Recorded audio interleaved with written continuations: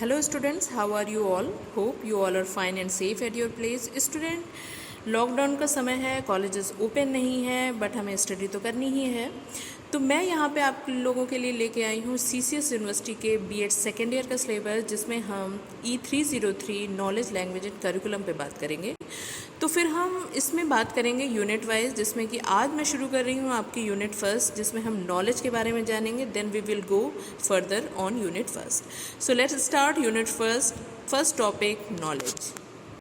सो students, अब हम बढ़ते हैं अपने टॉपिक की तरफ। आप देख रहे हो यहाँ पे एपिस्टेमोलॉजी दिया हुआ है और साथ ही में यहाँ पे एक इमेज दी है जिसमें कि सेंटर में फिलॉसफी है और इसके तीनों साइड ऑन्टोलॉजी, एपिस्टेमोलॉजी और एक्सियोलॉजी है, जिसे कि हिंदी में तत्व मीमांसा, ज्ञान मीमांसा और मूल्य मीमांसा के नाम से जानते हैं।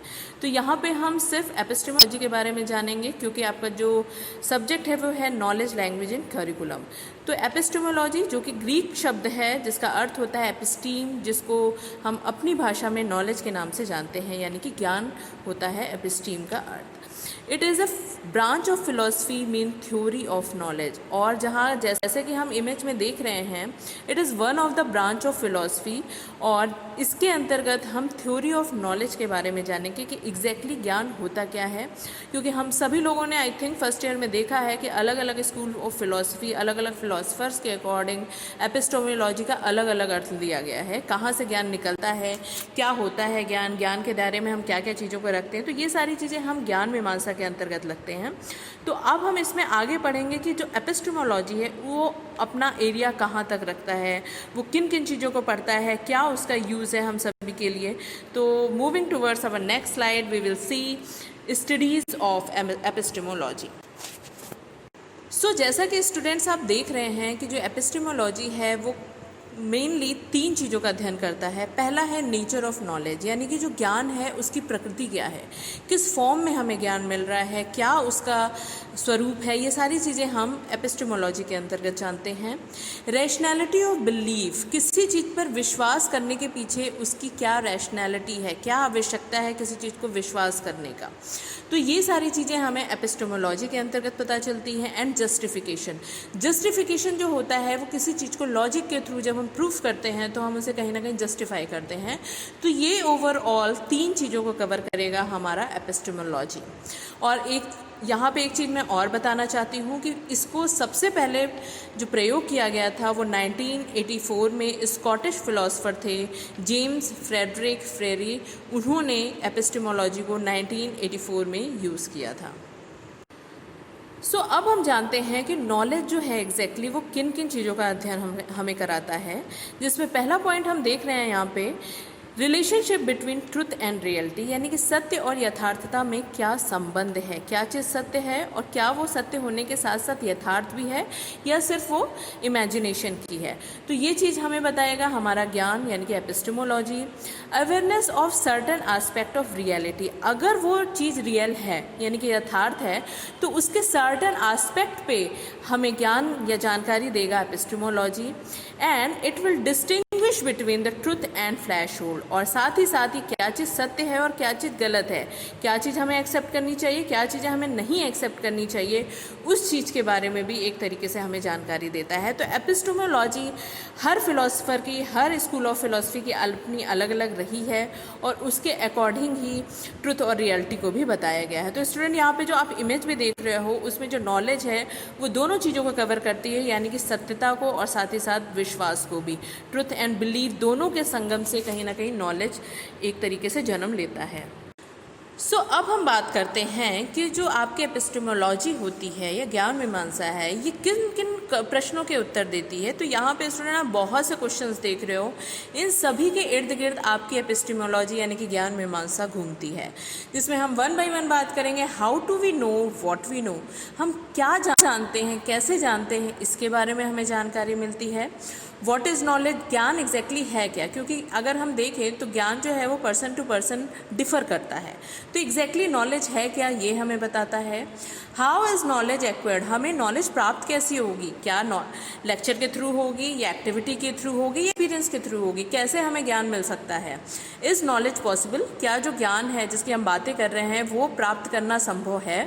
कैन नॉलेज बी सर्टेन, क्या जो नॉलेज है वो कुछ समय के लिए है या लाइफ लॉन्ग है। व्हाट डू पीपल नो, लोग क्या जानते हैं।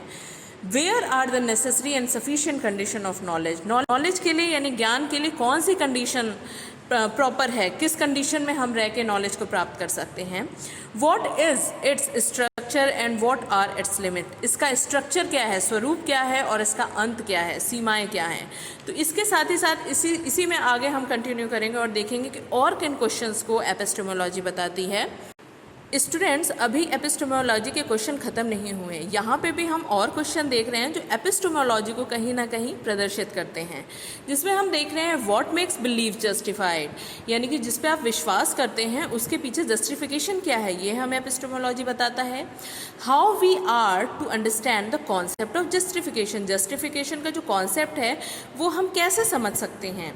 इज जस्टिफिकेशन इंटरनल और external to one's own mind, क्या जो जस्टिफिकेशन हम दे रहे हैं किसी चीज़ के पीछे वो हमारा इंटरनल माइंड है या एक्सटर्नल माइंड है, किसी ने हमें फोर्स किया है या हम खुद से वो चीज़ बता रहे हैं। व्हाट वी नो, एग्जैक्टली हम जानते क्या हैं। How can we know it, हम इसे कैसे बता सकते हैं या इसके बारे में हमें जानकारी कैसे मिली है। What do we know something, हम चीज़ों को कैसे जान सकते हैं, बट नॉट अदर, जबकि और लोग इस चीज़ों को नहीं जान सकते हैं।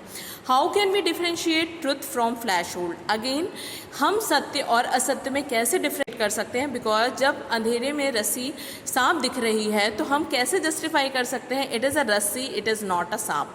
तो वो जस्टिफिकेशन कैसे करना है ये हमें एपिस्टेमोलॉजी बताती है। Why do we believe certain claim and not others, क्यों हम किसी चीज़ पे क्लेम करते हैं जबकि अदर चीज़ों पे नहीं करते हैं। तो स्टूडेंट, अगर हम ओवरऑल बात करें तो एपिस्टेमोलॉजी का जो क्षेत्र है, स्कोप है, वो बहुत ही व्यापक है।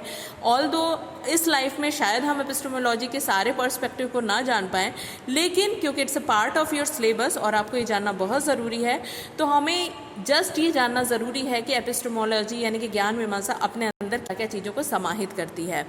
क्योंकि अब हम देखेंगे कि what is the uses of epistemology. So moving towards uses of epistemology. So student, जहाँ तक मैं सोचती हूँ आप सबके भी दिमाग में यही क्वेश्चन आ रहा होगा कि एपिस्टेमोलॉजी का आज के समय में एग्जैक्टली यूज़ क्या है, और अगर इसका यूज़ नहीं होता तो शायद ये आपके सिलेबस में भी नहीं होता। लेकिन फिर भी अगर हम बात करें तो क्योंकि हम बहुत पुराने समय की बात नहीं कर रहे हैं, लेकिन वर्तमान समय में भी जो ज्ञान मीमांसा है उसका अपना अलग स्कोप यूज़ है। तो यहाँ पे ज़्यादा नहीं लेकिन 2 पॉइंट के माध्यम से हम इसे समझने की कोशिश करेंगे, और वो है कि human being have reason to believe in their thought and action. हमें अपने विचारों और क्रियाओं पे विश्वास करने के पीछे रीज़न फाइंड आउट करना पड़ता है। उस रीज़न को फाइंड आउट करना, क्या सही है क्या गलत है, कौन सी एक्टिविटी हमें करनी है कौन सी नहीं करनी है, इस चीज़ का मार्गदर्शन हमें कहीं ना कहीं एपिस्टेमोलॉजी कराता है। और अगर हम वर्तमान समय की बात करें तो जो एपिस्टेमोलॉजी है ये शिक्षक के रूप में हमें मिलता है। जो शिक्षक आपको क्लासरूम में पढ़ाता है वो कहीं ना कहीं आपको ज्ञान देता है, या फॉर्मली आपके पेरेंट्स हैं या आपके गार्जियंस हैं वो जब आपको ज्ञान देते हैं तो एपिस्टेमोलॉजी के अंतर्गत आता है, जिसके माध्यम से आप सही और गलत में अंतर करना समझते हो। और दूसरा पॉइंट जो स्टूडेंट कह रहा है, teacher have no reason to give test और असाइन वर्क। अगर टीचर ने आपको एपिस्टेमोलॉजी नहीं बताई है, यानी कि अगर टीचर ने आपको एक तरीके से ज्ञान नहीं दिया है, तो he or she has no right to give or take your test and assign work. तो वो अपने आप को या आपको एक तरीके से मूल्यांकित करे, इसका उसे कोई अधिकार नहीं है। तो ये अधिकार वो तभी रखता है जब उसने आपको एपिस्टेमोलॉजी यानी कि ज्ञान को सिखाया हो। सो स्टूडेंट, ये जस्ट था हमारा पहला लेक्चर। मुझे पता है कि आप सभी लोग क्यूरियस हो चीज़ों को जानने के लिए, क्योंकि अब आप लोग फर्स्ट ईयर से सेकेंड ईयर में जा रहे हो, और यहाँ से हम स्टार्ट करते हैं और 1 बाय 1 हम इन पॉइंट्स पे बात करेंगे। तो मेरा जो पर्पज़ है वो आपको अच्छे से E303 सीसीएस यूनिवर्सिटी के सिलेबस को कवर करवाना है। और फिर भी अगर आपको कोई डाउट है रिगार्डिंग दिस तो प्लीज़ आप मेरे से जाके पूछिए, कमेंट बॉक्स में जाके मुझे क्वेश्चन लिखिए और मैं उसको सॉल्व करने की पूरी कोशिश करूँगी।